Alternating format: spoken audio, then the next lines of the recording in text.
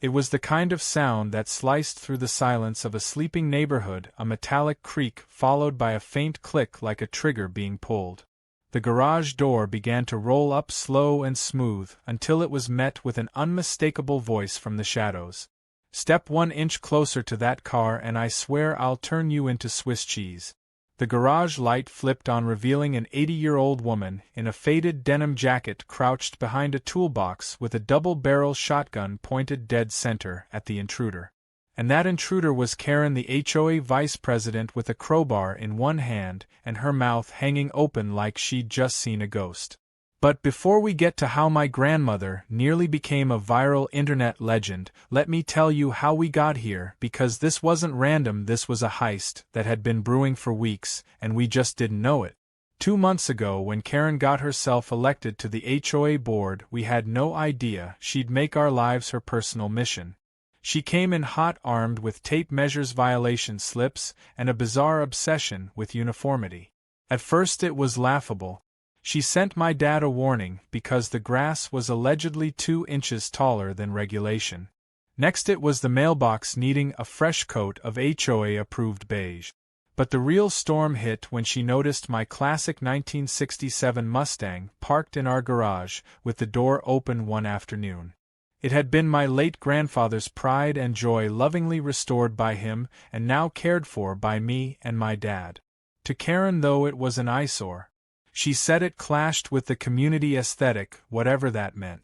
She even called it, quote, visually disruptive, and said it didn't meet the spirit of the neighborhood. At first we thought she was just annoying. That is until she showed up uninvited to our front door, clipboard in hand, sunglasses perched high, and said she was there to inspect the garage under the vehicle ordinance clause. I asked what that even was, and she smugly informed us it gave her the right to evaluate non-conforming property features. My dad nearly choked on his coffee. We refused to let her in, which only made her angrier. A few days later we received a written warning claiming the car had to be either moved off the premises or stored in an off-site facility. It was absurd. The Mustang had been here longer than half the houses on the block. My Grandma Rose didn't say much at first, but she watched.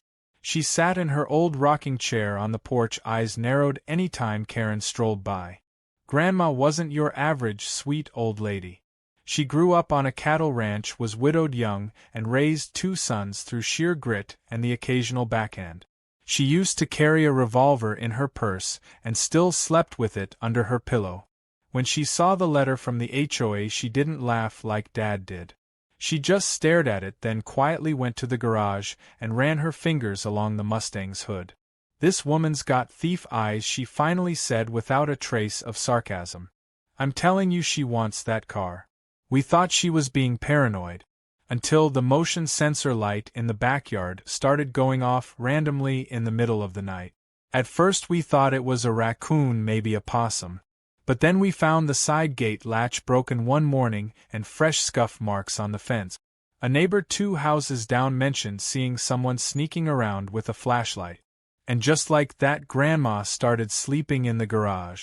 Not joking, she brought in a cot, an old radio, her thermos, and of course her Remington. I asked her if she was serious, and she just looked at me and said, "I don't trust paperwork, and I don't trust her." Karen doubled down. She filed a formal complaint, now claiming the car had been illegally modified and therefore wasn't compliant with community ordinance.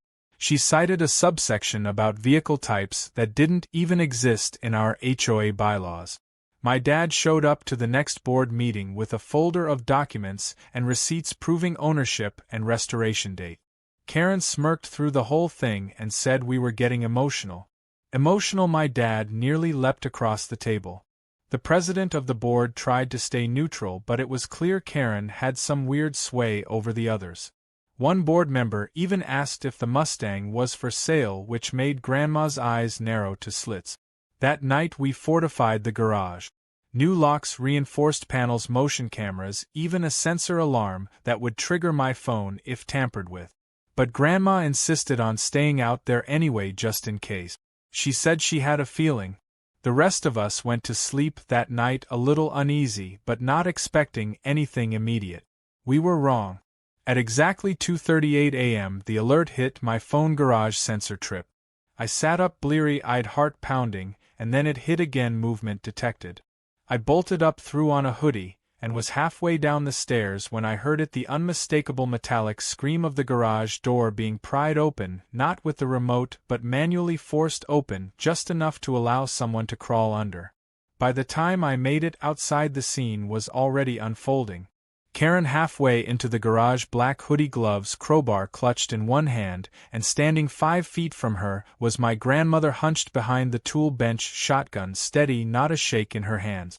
Karen screamed like she'd seen a ghost. Grandma didn't flinch. "You touch that Mustang and they'll be pulling buckshot out of your backside for a month." Karen raised her hands and started blabbering about how she thought someone was stealing it. The garage door was already open, she said. She was protecting community property, she said. Grandma waved the barrel slightly toward a crate. "Sit." Karen did. The police arrived 7 minutes later, called by the security company. They found Karen seated on the crate, Grandma standing like a statue, and my dad beside himself as he stared at the damage to the garage panel. The officers were calm at first until they searched Karen's car and found zip ties, gloves, a fake HOA vehicle seizure form, and a license plate cover. It was premeditated, pure and simple. And as Karen sat handcuffed in the back of the squad car, Grandma just sipped her tea from her thermos and muttered, "Amateurs." That's how the whole thing exploded. The video footage went online the very next day, and Grandma Rose with her shotgun became a meme overnight. But that's not where this story ends. That was just the beginning.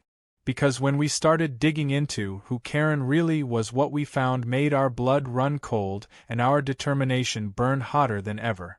Karen's scream still echoed in my ears as the red and blue lights from the patrol car washed over our driveway. My neighbors stood on their porches, robes wrapped tight, cell phones raised, some recording, some pretending not to. Grandma didn't budge an inch. She stood there, shotgun still angled slightly down like a statue made of nerve and fire. One of the officers gently asked her to lower the weapon, and she did, calmly placing it against the wall like it was just another gardening tool. Karen, now seated in the back of the squad car, was blabbering a mile a minute. "I was only checking," she said. "I thought it was being stolen," she added. My favorite excuse, though, was when she claimed she'd seen someone suspicious running from our property and had bravely intervened. The officers exchanged glances like they'd heard every lie under the sun and were just adding hers to the pile. One officer asked to see the garage camera footage.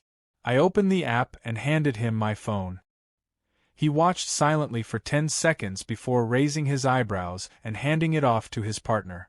The footage showed Karen crawling under the half-lifted door with a crowbar in one hand and a folded slip of paper in the other. That paper would later turn out to be a forged HOA violation form with a seizure order signed by, surprise surprise, Karen herself. The whole thing was premeditated.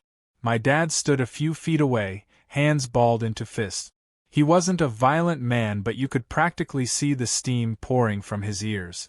That Mustang had been his dad's. It wasn't just a car. It was memory, legacy, family wrapped in chrome. The police took Karen's statement, which mostly consisted of sputters and weak attempts at throwing blame on the HOA board. She said the Mustang was flagged for relocation. She said she had authorization. She said a lot of things. What she didn't say was why she brought gloves, a fake plate cover, and an empty key fob device programmed to open compatible garage doors. One of the officers muttered under his breath, "Classic car thief playbook," and that was when I realized this wasn't some petty power trip. This was theft, plain and simple, and we almost let it happen right under our noses. After Karen was taken away, the neighborhood buzzed with whispers. Some neighbors were supportive, clapping my dad on the back, telling Grandma she was a hero. Others kept their distance, likely embarrassed for having ever voted for Karen to join the HOA board. But what shook us more than anything was when the HOA president, a meek man named Wallace, showed up on our doorstep the next morning. He looked exhausted, rumpled, and embarrassed as he held his hat in both hands like a kid coming to confess he broke a window. He apologized for Karen's behavior and assured us that she acted alone. My dad didn't buy it. Neither did I. But Grandma, always blunt, said, "Save your breath, Wallace. Either you didn't know what she was doing, or you did and let it happen. Either way, it doesn't speak well of your leadership." Wallace stammered something about launching an internal review and promised to suspend Karen's position on the board. He even offered to waive our next 6 months of HOA dues, which was supposed to be a peace offering. My dad just laughed. Money couldn't erase what nearly happened. Grandma simply closed the door in his face. That afternoon, we posted the footage on social media, mostly because we were angry and partly because people needed to know who was really running our community. Within hours it exploded. The clip of Karen being held at shotgun point by my grandma, paired with her now viral quote, "Try me, sweetheart," turned into a meme. Comments flooded in. Some people praised Grandma as a badass. Others demanded Karen be charged with attempted grand theft. A few argued about whether Grandma was allowed to brandish a firearm, but the sheriff's office later released a statement saying she was within her rights on private property defending against an active break-in. Karen's face was everywhere. Talk shows picked up the story. A local radio host called our home the Alamo of classic cars. Grandma got a call from someone offering her a brand deal for a home security commercial. She declined, but not before joking that the script better include buckshot and a baseball bat. Meanwhile, Karen went silent. Her social media accounts vanished. The HOA board put out a weak statement about community cohesion and misunderstanding, but it was too late. More residents started sharing their own encounters with Karen. One guy posted about her finding him for a shadow falling onto a neighbor's lawn. Another claimed she took pictures of his daughter's bike to report it for being left out too long. We soon discovered Karen had filed citations against almost every home on our street over the past 2 months. She had targeted people selectively, mostly those who had old cars, colorful paint, or anything that wasn't beige, symmetrical, or soul-drainingly boring. But the pattern wasn't just about control. It was profit. Digging through online public records, we learned Karen had previously lived in 2 other HOA neighborhoods. In both places she served briefly on their boards and left under quote uncertain circumstances. When we reached out to former residents from one of those places, a man told us he'd lost his vintage Thunderbird after a board-mandated towing order. The car was never recovered. The resemblance to our situation was too perfect to be coincidence. This was bigger than one break-in. Karen had likely done this before and gotten away with it. We filed a formal police report listing attempted grand theft, breaking and entering, and impersonation of an enforcement officer. The sheriff's department confirmed they were investigating her for similar complaints and asked for access to our full security footage. Karen might have smiled smugly when she first flagged our Mustang, but now her face was going to be printed on case files. My dad printed out a screenshot of the video where she's caught mid-scream and pinned it inside the garage. Grandma saw it later that night and laughed so hard she had to sit down. That night we finally slept a little easier knowing the worst was over. Or at least we thought so. But just when we believed Karen was out of our lives, we got a phone call from someone we never expected. A retired detective from one of Karen's old neighborhoods had seen our video online. He said he had boxes of paperwork about similar incidents involving her name. He'd been waiting for a reason to reopen the investigation. We gave him one. And that's when everything began to unravel even faster than we imagined. The phone call came late in the evening, just as Grandma was brewing her peppermint tea and Dad was under the Mustang checking a strange rattle that had started ever since Karen tried to break in. The voice on the other end belonged to a man named Frank Delaney, a retired detective from 2 states over. He introduced himself as someone who had worked on a string of car theft cases about 6 years back, all linked to neighborhoods under tight HOA control. He had recognized Karen's face from the viral video and nearly dropped his sandwich when he saw it. According to him, Karen had been part of an ongoing investigation involving mysteriously impounded vintage cars, some of which never made it to official tow yards. The problem was, there had never been enough evidence to tie it all together. Until now.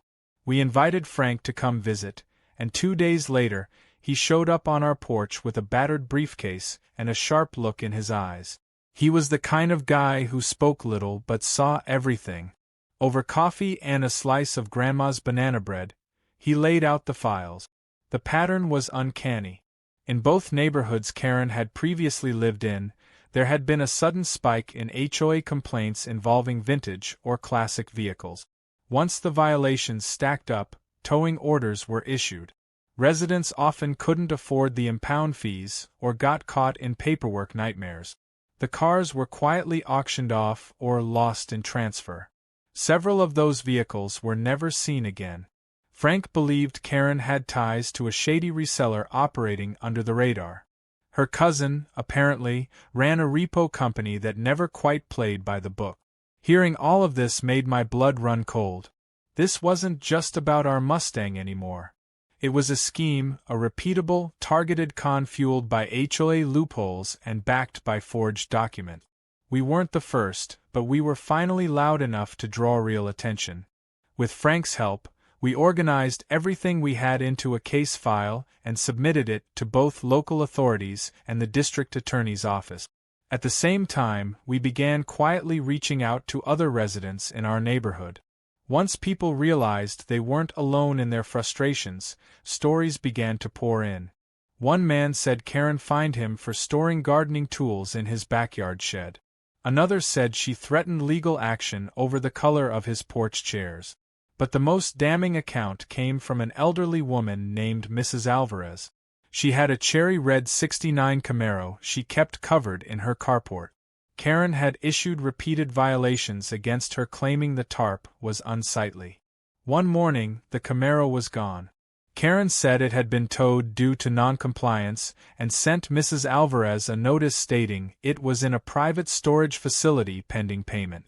The address listed on the form didn't exist. The car was never found. Hearing this, my dad clenched his jaw so tight I thought he'd crack a molar. Grandma, who had mostly stayed quiet while Frank spoke, suddenly stood up and said it was time to push back louder. She wasn't content with just legal route.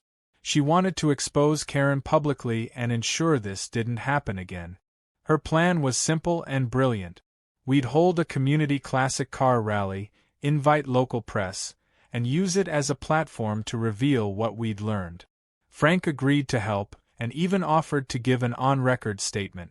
Within 48 hours, flyers were being handed out, and the buzz in the neighborhood reached a fever pitch. The day of the rally, the entire street looked like a scene from a retro movie.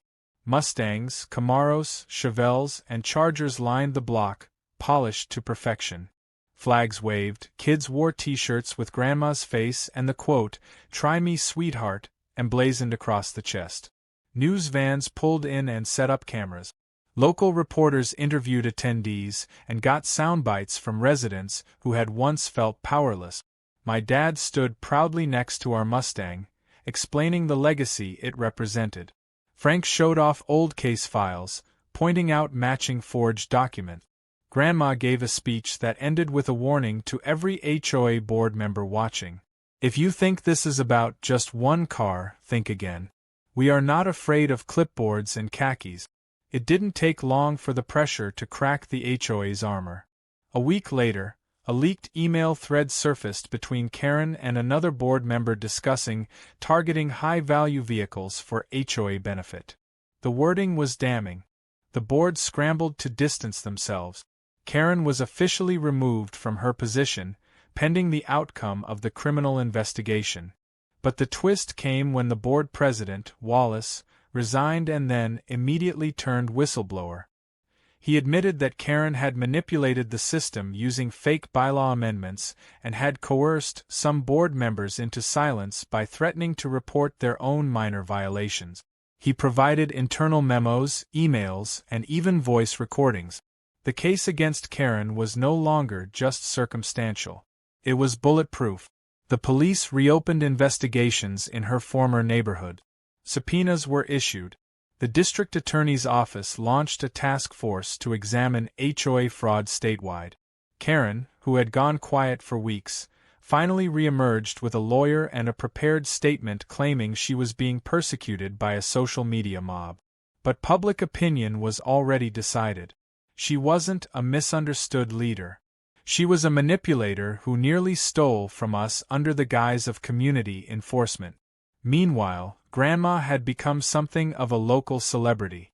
She was invited to speak at neighborhood watch meetings and even made a guest appearance on a daytime talk show. She joked about carrying a shotgun in one hand and a rolling pin in the other. People loved her no-nonsense attitude. But she always made it clear the real focus should be on what Karen had done, not what she had prevented. That night, sitting on the porch as fireflies blinked in the bushes and laughter from the rally still echoed in the air, I looked over at Grandma sipping her tea. She noticed and said without looking up, "People like Karen think they can push folks around because we let them. But the minute you stand up, the minute you show them a line they can't cross, they back down. Or get knocked down." As we sat in that peaceful moment, knowing the storm was still unfolding in courtrooms and inboxes and police reports, we also knew something had shifted in the neighborhood. People had found their voices. And Karen had finally lost hers. But we weren't done yet.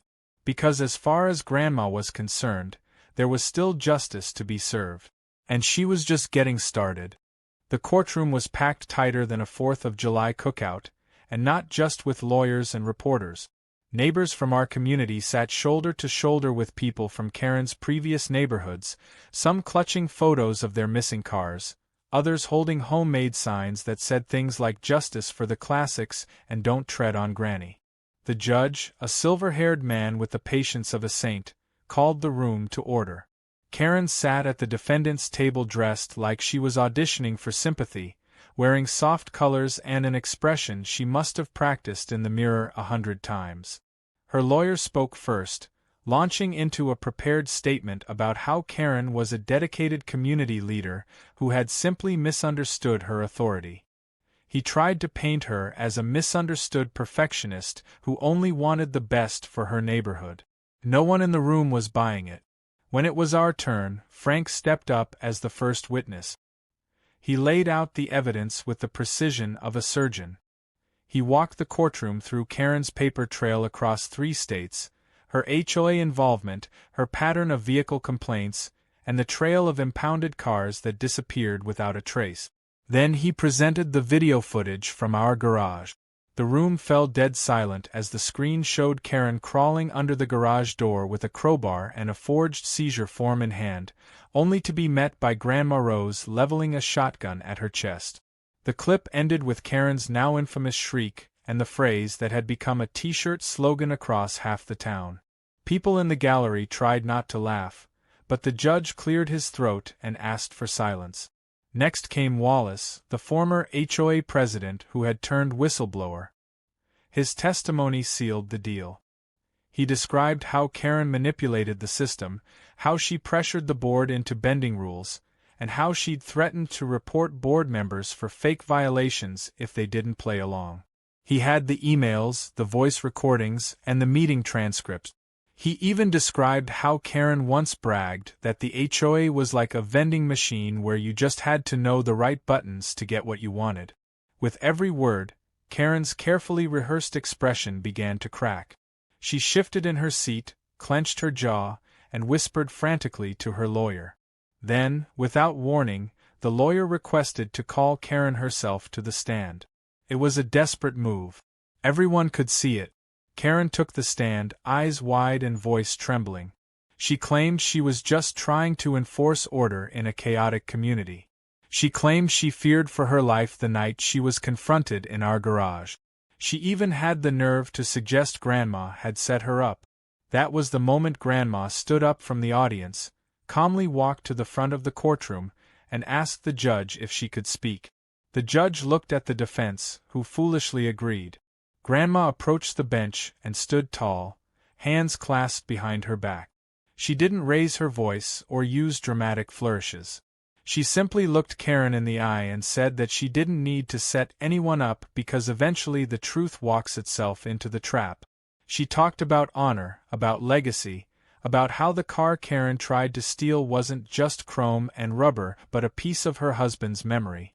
She finished by holding up a thumb drive and saying, "This contains every complaint Karen filed in the last 6 months, including 3 targeting children's sidewalk chalk drawings and a lemonade stand. If she thinks anyone believes she's misunderstood, then maybe we all need a little more misunderstanding." The courtroom erupted in quiet applause, which the judge allowed after tapping his gavel with a faint smile.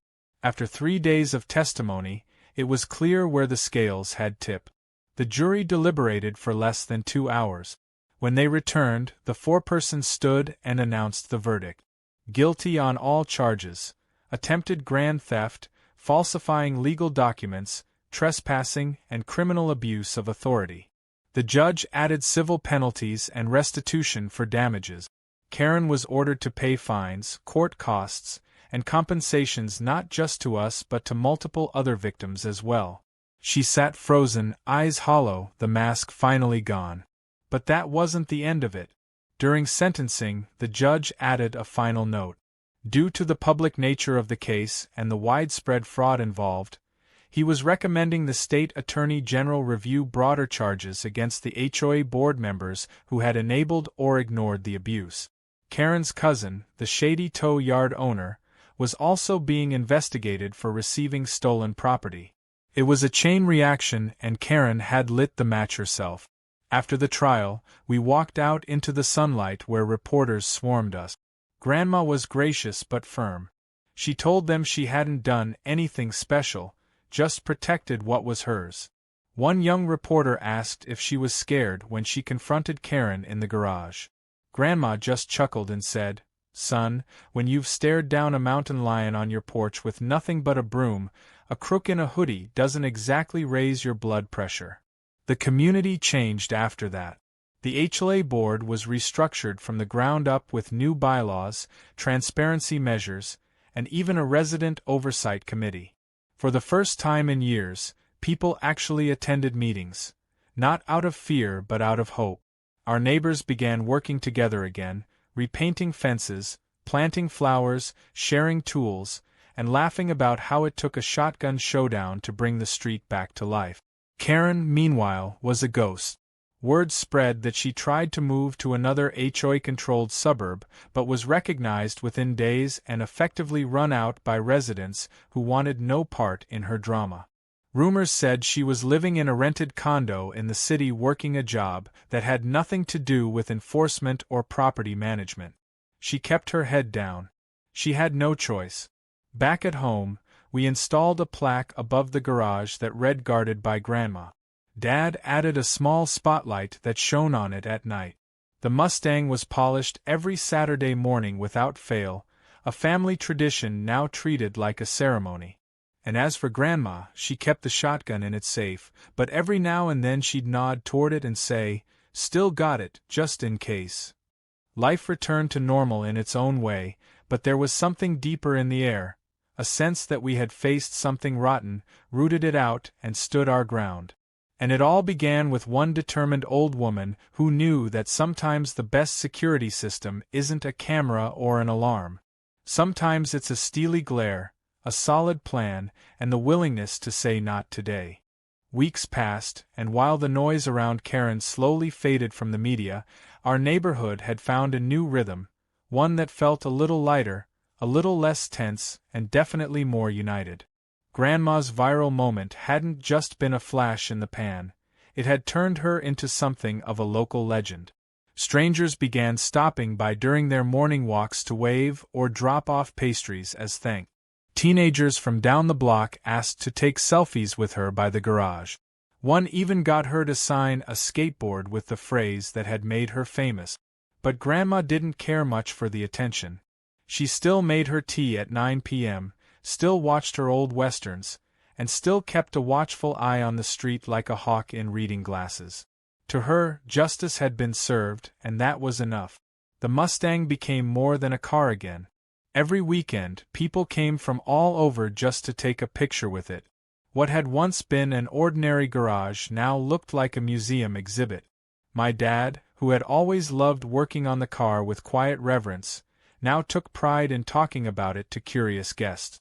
It was as if the whole family had reclaimed a piece of our past that Karen had tried to rip away. That car wasn't just steel and paint, it was proof that legacy couldn't be erased by HOA bylaws or fake authority. Then came the unexpected envelope. It arrived without return address, marked as confidential. Inside was a typed letter with no signature. It read, "Check the storage unit at Baylock Depot, Unit 42. Ask for the repo files." At first, we thought it might be a prank. But Frank, ever the skeptic turned believer, decided to look into it. The next day, he and my dad drove down to the depot with a court order just in case. What they found inside was staggering. Boxes of files, ledgers, and photographs. Evidence that Karen's cousin had been running more than just a shady towing business. He'd been cataloging, pricing, and reselling dozens of vehicles, most of them collected under the pretense of HOA violations. Some of the VIN numbers matched cars that had been reported stolen in other towns. Others had been wiped clean and resold through fake titles. The district attorney's office jumped on the discovery. With the new evidence, they issued more warrants and reopened cases that had been closed years ago due to lack of proof. Karen's cousin was arrested within a week, and Karen herself was now facing additional federal charges, including conspiracy and wire fraud. The news cycle spun back up. Headlines splashed across morning broadcasts. HOA Queenpin faces federal charges. Grandma's face once again appeared on screen, this time nodding solemnly as reporters recapped her role in unraveling the ring. She didn't smile. She didn't gloat.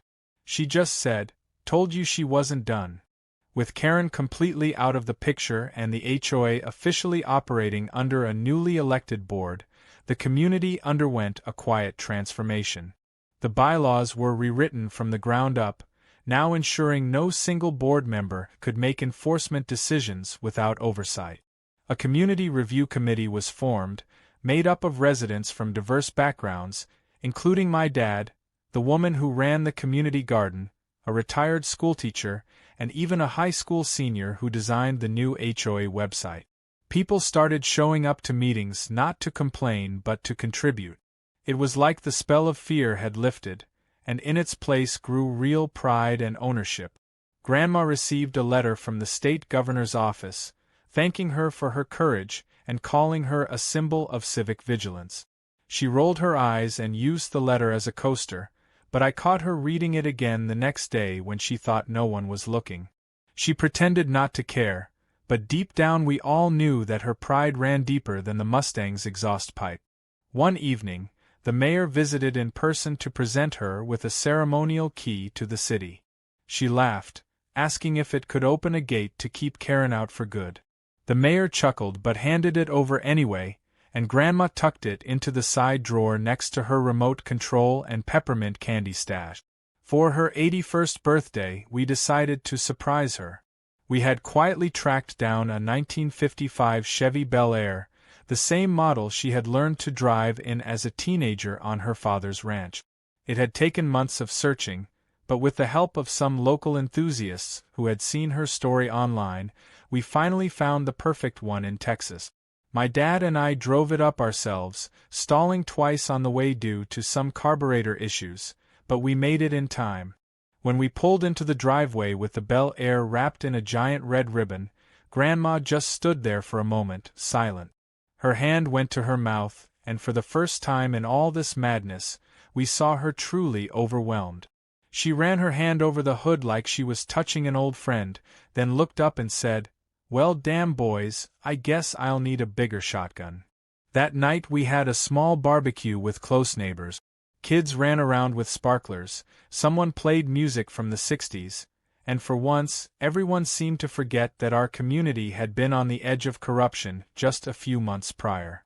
People laughed, told stories, and even asked Grandma for driving lessons. She agreed, on one condition, that anyone who rode shotgun learned how to spot a liar from 50 feet away. That was her new rule. Karen eventually took a plea deal. We read about it in the paper. She was sentenced to 5 years, with additional fines and restitution still being calculated. Her cousin wasn't as lucky. With the evidence from the storage unit, the charges piled up like junkyard tires. It felt like the long arm of justice had finally stretched far enough. As summer rolled into fall, our lives settled back into something resembling normal. But every time we walked past the garage and saw the Mustang parked next to the Bel Air, we remembered. We remembered how close we came to losing something irreplaceable. We remembered how one woman's obsession nearly tore a neighborhood apart. But more than anything, we remembered that sometimes the loudest weapon in the room isn't the one with a trigger, it's the one with a spine. And when people asked what finally brought the neighborhood back together, I'd smile and tell them the truth. It wasn't the lawsuit or the police or the courtroom drama. It was an 80-year-old woman with a shotgun, a backbone of steel, and zero tolerance for bullies. It was Grandma Rose, and thank God for her,